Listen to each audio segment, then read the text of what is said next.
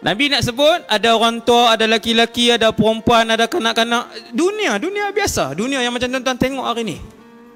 Mereka hanya dapat berkata, kami sempat menemui nenek moyang kami dulu mengucapkan kalimah La ilaha illallah. Lalu kami pun mengucapkannya juga.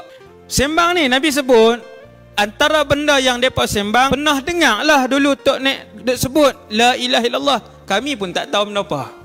Dan kami juga menyebutkan kalimah itu, kata mereka ni.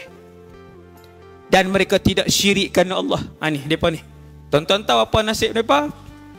Nasib mereka ialah, kata Rasulullah, apabila angin sejuk tu mai, hak tak reti apa ni pun, tapi disebabkan mereka pernah melafazkan La ilaha illallah, angin sejuk ini kena mereka dan mati juga mereka ni.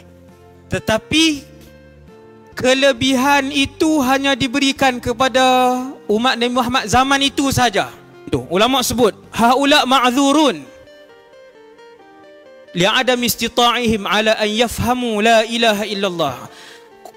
Kumpulan tadi, kata para ulama, hurai hadis ni, ulama kata kumpulan tadi saja diberikan excuse.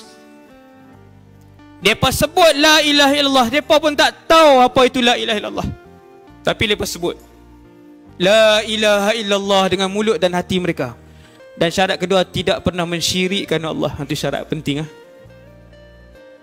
Kata para ulama, disebabkan pada zaman itu tidak ada seorang pun yang boleh menghuraikan apa itu la ilaha illallah. Siapa Allah? Kenapa perlu beribadah kepada Allah? Tak ada apa boleh hurai. Maka hak boleh sebut kalimah tu pun akan diselamatkan daripada menyaksikan apa tuan? Kiamat.